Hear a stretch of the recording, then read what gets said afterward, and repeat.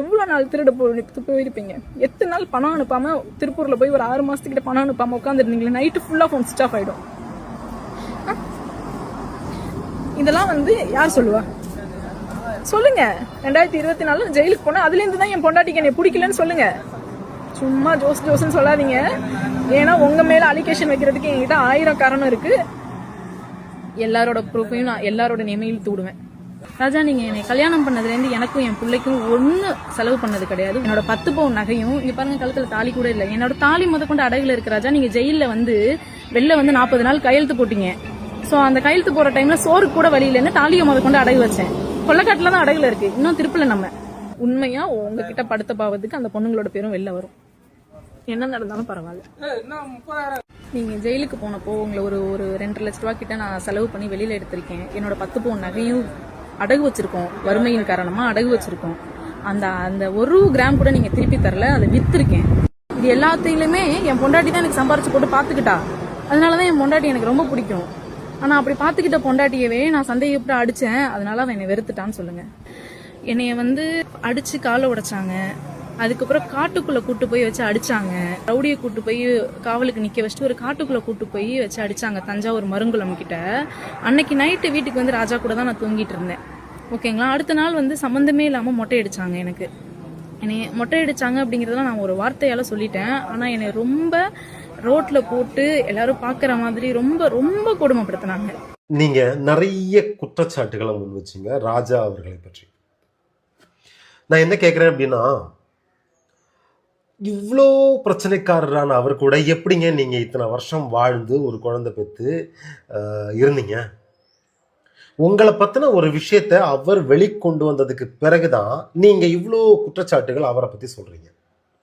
அவர் திருட, பொம்பளை பொறுக்கி, நிறைய அஃபேர் வச்சிருந்தாரு அப்படின்னு சொல்றீங்க.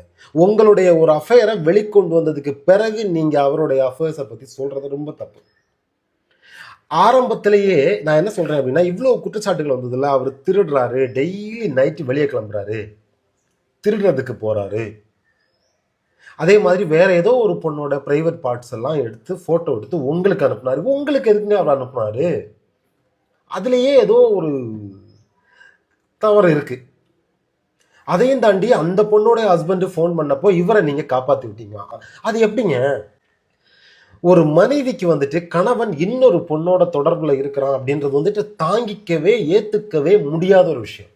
அதை எப்படிங்க இவ்வளவு சிம்பிளா ஏத்துக்கிட்டீங்க? அது கொஞ்சம் லாஜிக் இடிக்குது. சரியா? இது எல்லாத்தையும் தாண்டி என்ன விஷயம் தெரியுமா? இன்னைக்கு நீங்க இந்த சோசியல் மீடியால இவ்வளவு விஷயங்களை சொன்னீங்கல்ல, இதை நீங்க எப்ப தெரியுமா பண்ணிருக்கணும்?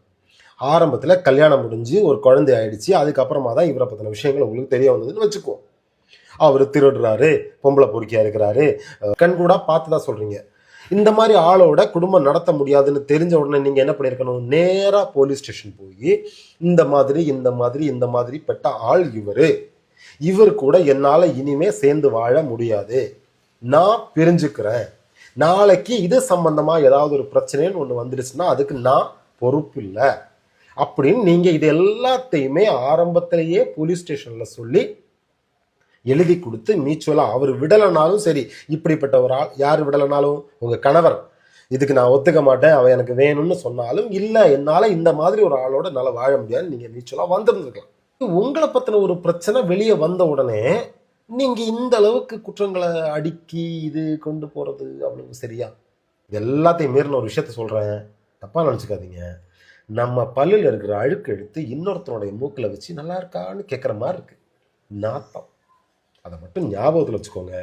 தயவு செஞ்சு பிடிக்கலையா ஒதுங்கி தங்கம் போல ஒரு குழந்தை இருக்கான், அவர் கூட வாழ்றது குழந்தைக்கு சேஃப் இல்லைன்னு உங்களுக்கு தெரிஞ்சதில்ல.